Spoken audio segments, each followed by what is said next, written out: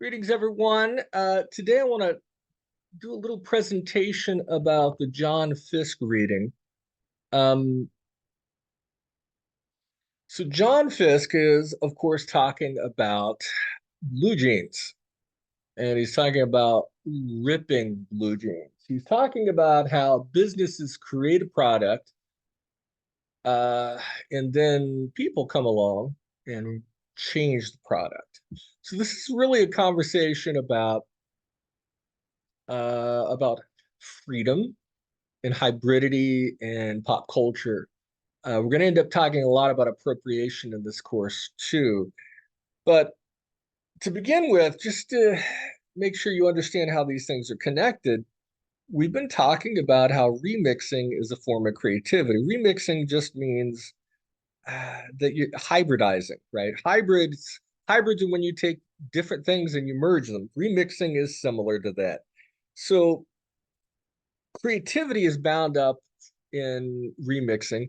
And when we talk about John Fisk's reading is really about remixing as well, hybridity as well. It's also about social change. It's also about freedom.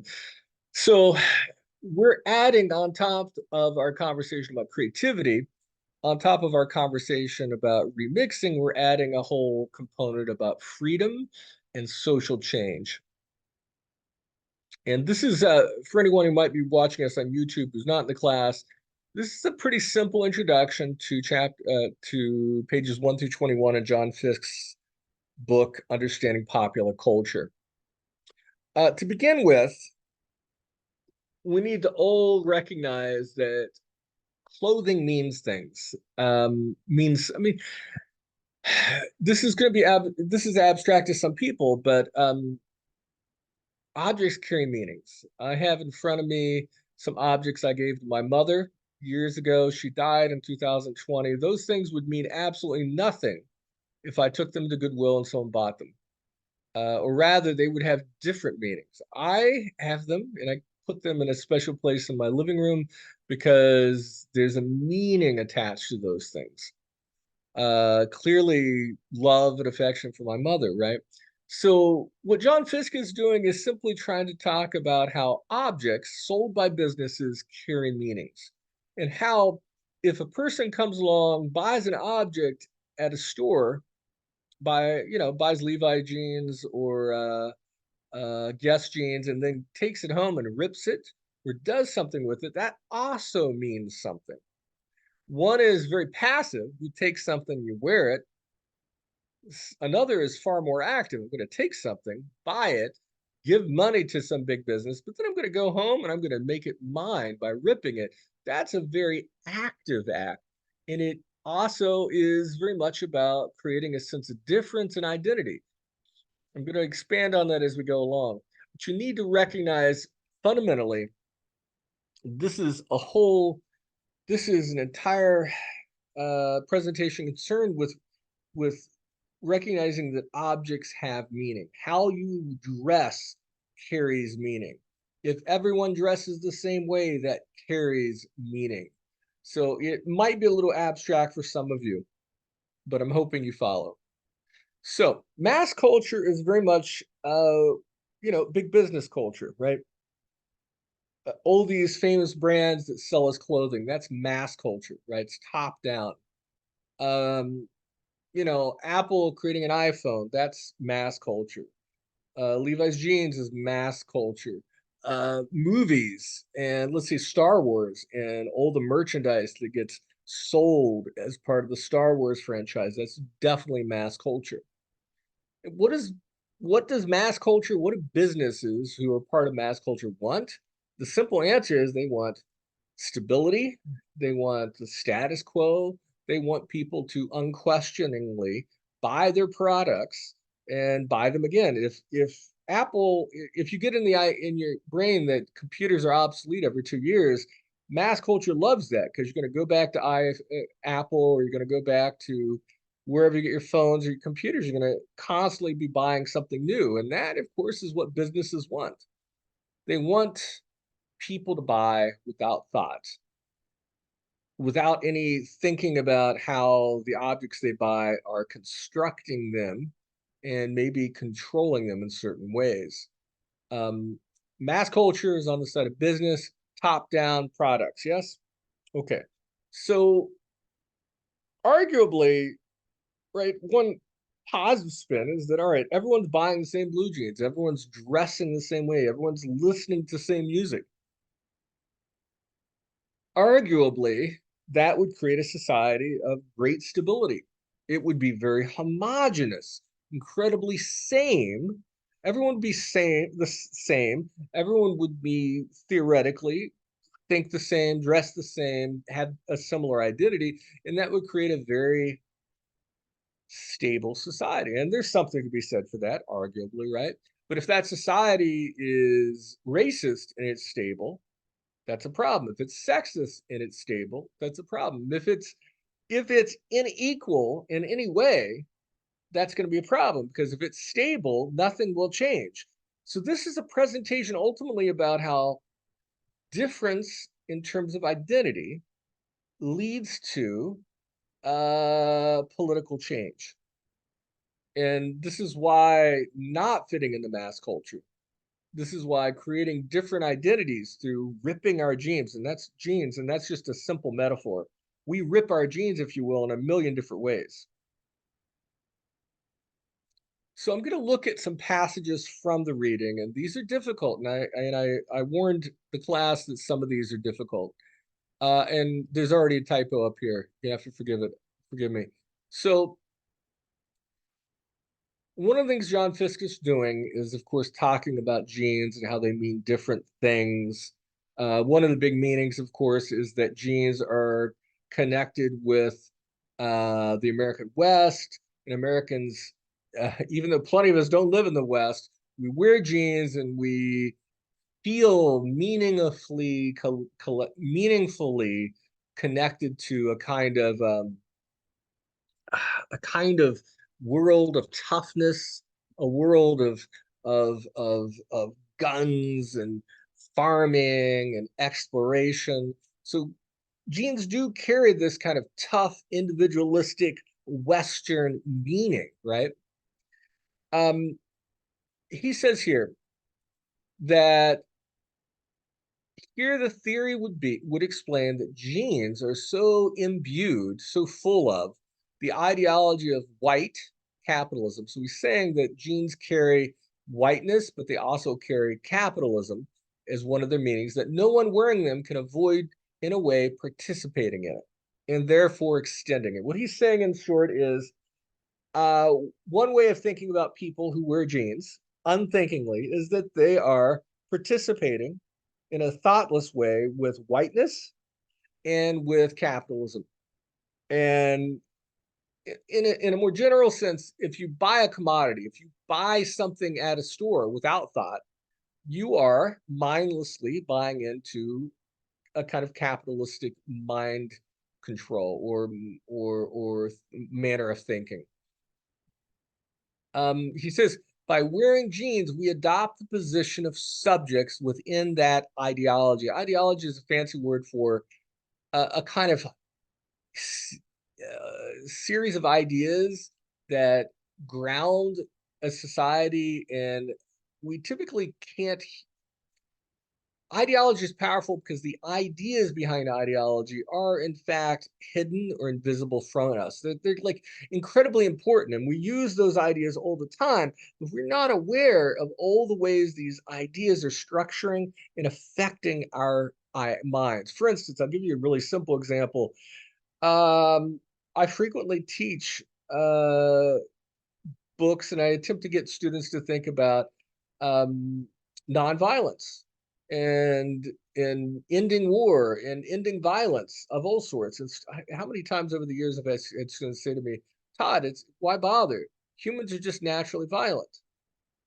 The idea that humans are just naturally violent, fated to be violent, destined to be violent, is essentially an ideological idea. It's the essence of that idea is that we don't think about it, we just assume it's accurate, and it that idea then governs our thinking and actions in ways that we have truly no clue to what degree it governs our actions and thinking. So John Fiske is trying to say that by wearing these jeans, we buy into an ideology.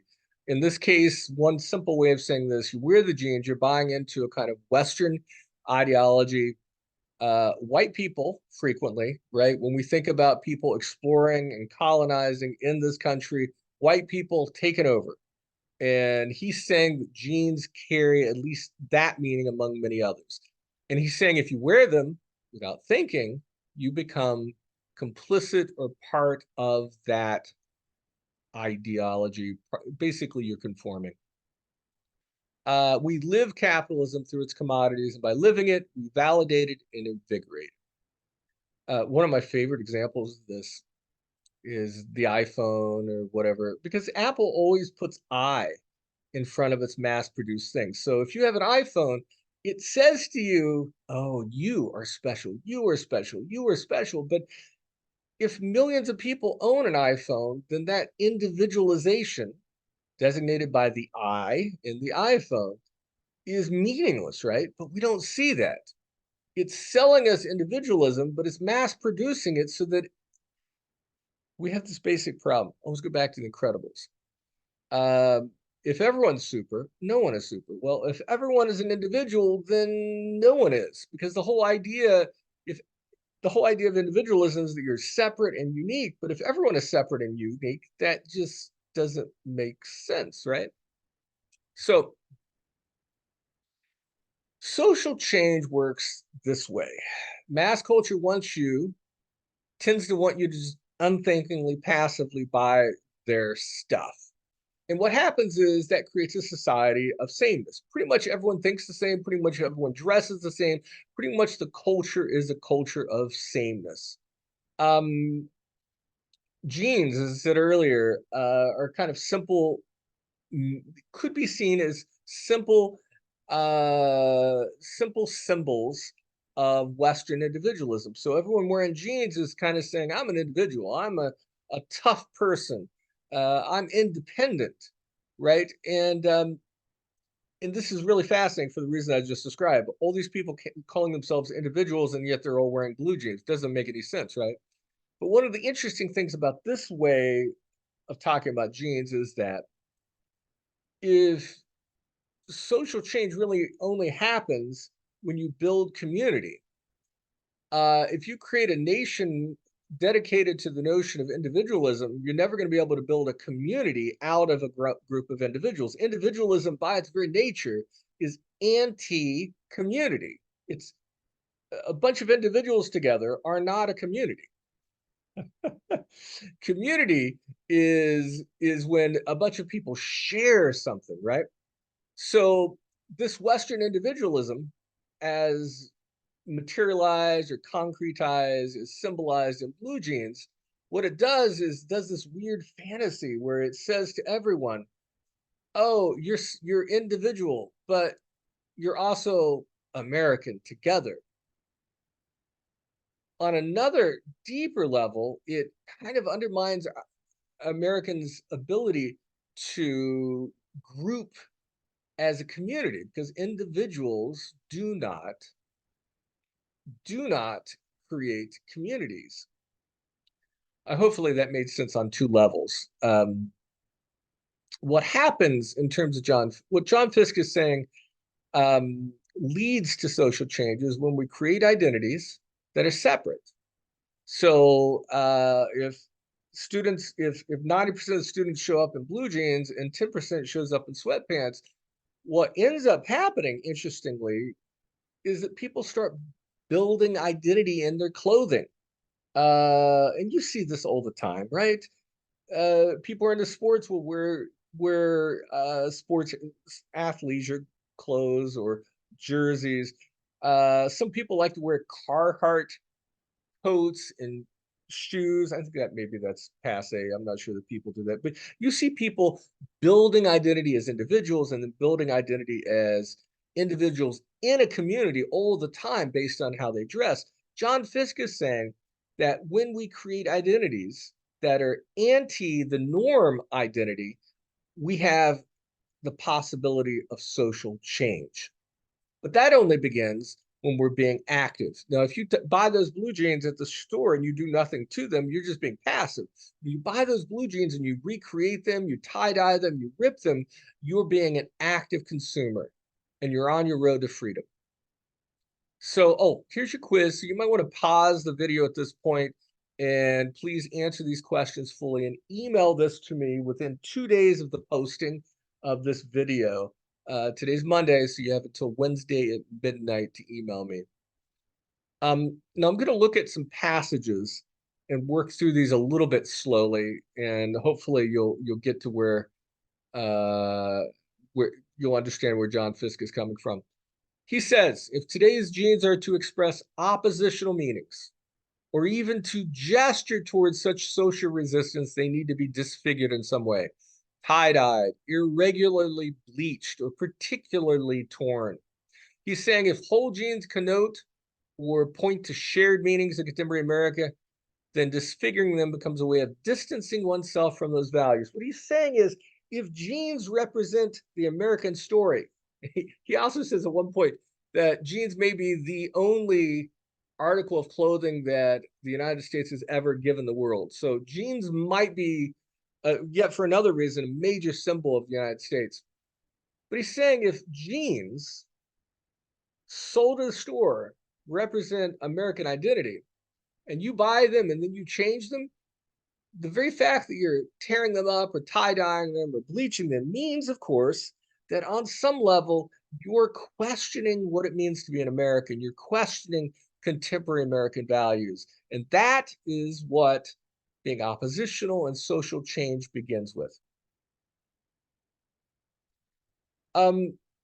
Here's an example, not about jeans. And by the way, jeans, people still rip jeans, but as you know, and we'll get to this, you can also buy ripped jeans, right? Here's an example out of gay culture, pretty old now. He says, such tearing or disfigurement of a commodity in order to assert one's right and ability to make it into one's own culture need not be literal. You don't literally have to tear something. He says the gay community made a heroine out of Judy Garland. Now, you may not know Judy Garland, but Wizard of Oz, in the old Wizard of Oz movie, Judy Garland's in that.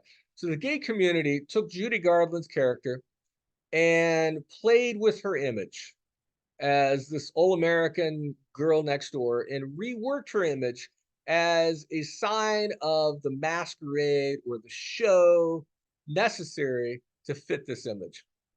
A masquerade equivalent to that which in the days before sexual liberation permeated the whole of the sexual experience of gays. So what he's saying is that gay culture took Judy Garland and reused her image, uh, took her image and tore it and disfigured it in such a way that it became a kind of metaphor for how gay people uh,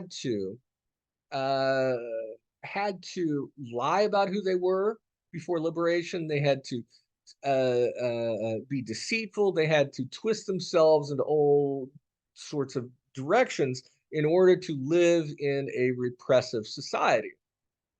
So that's a more abstract version.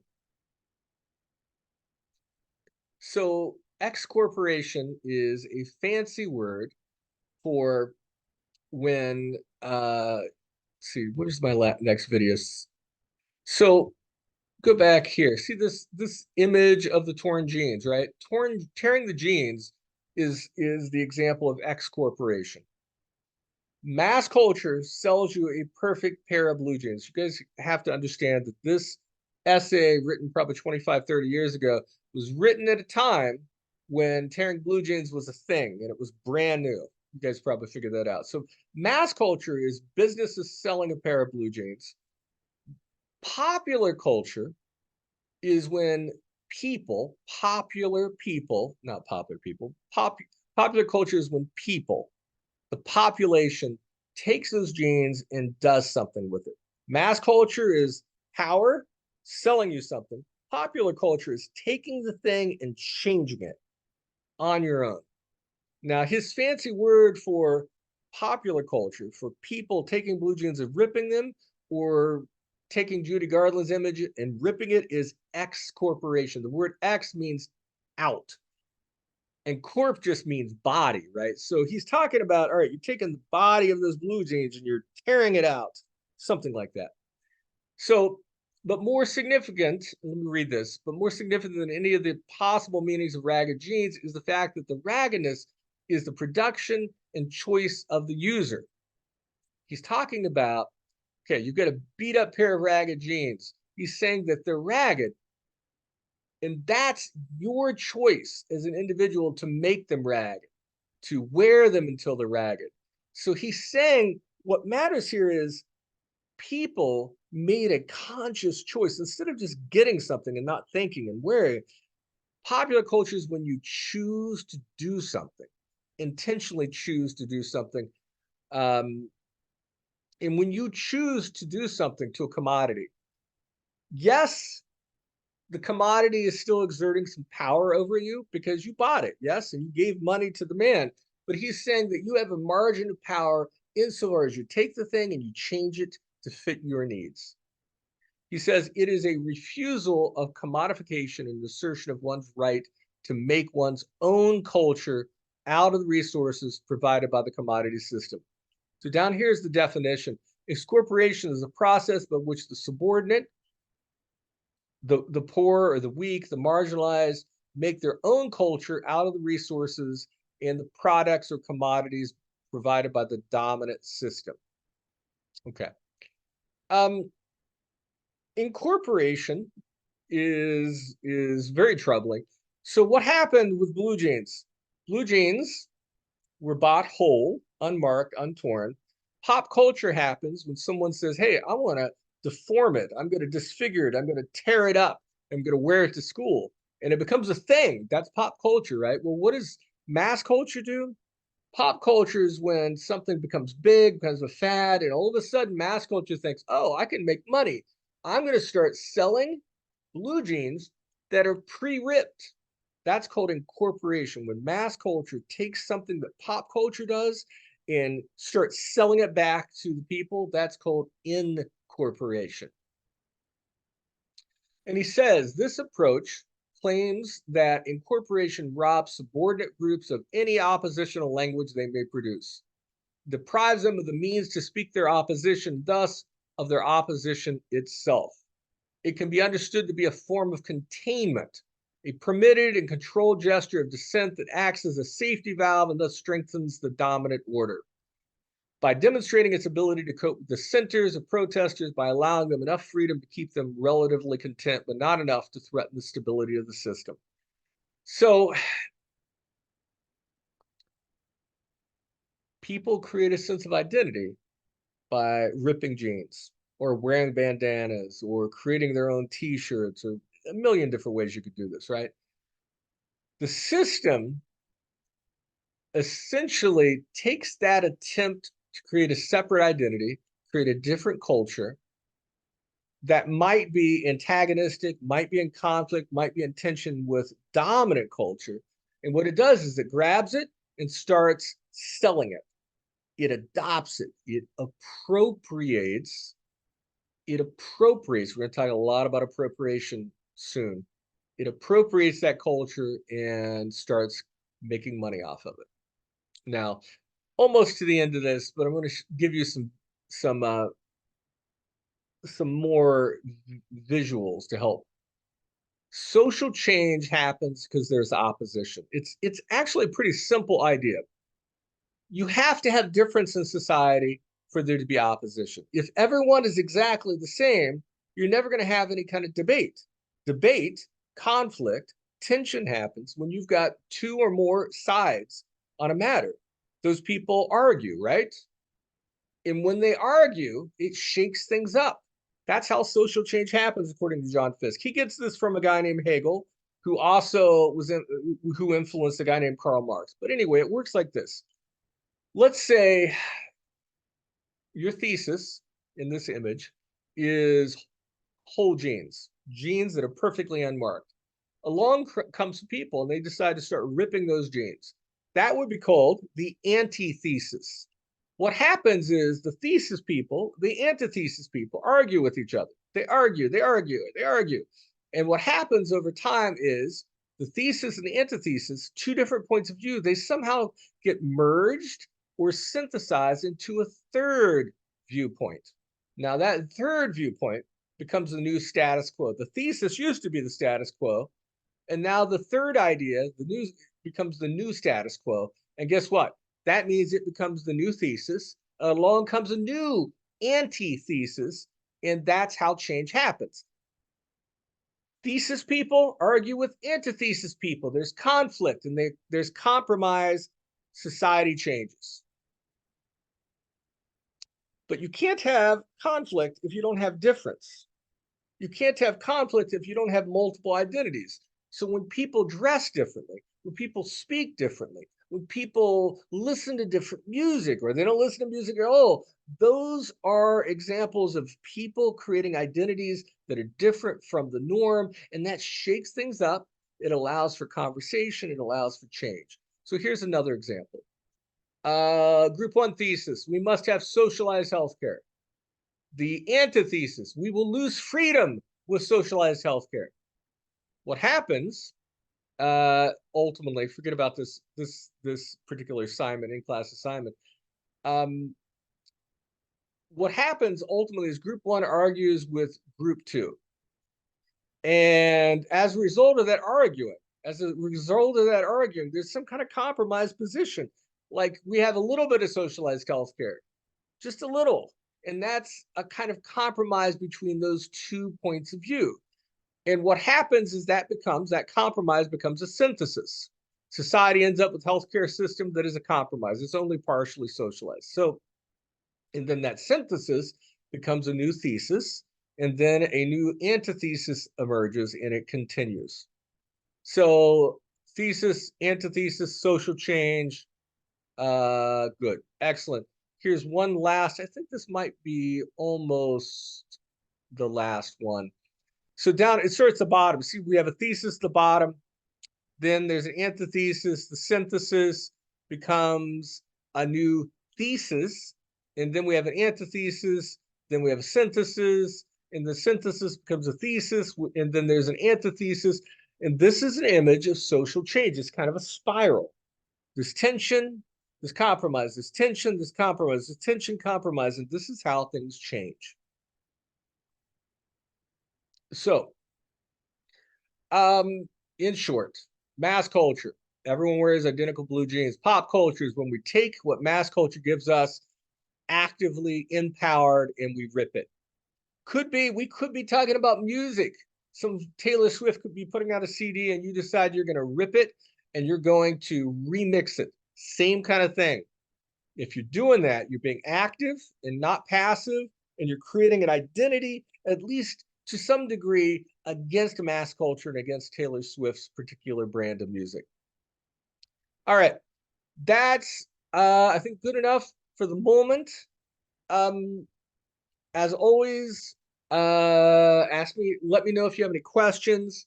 Read the syllabus, read the syllabus, read the syllabus. That's where most of your resources are. If you're ever confused, just let me know and send me an email and let me know if you have any questions. And good luck.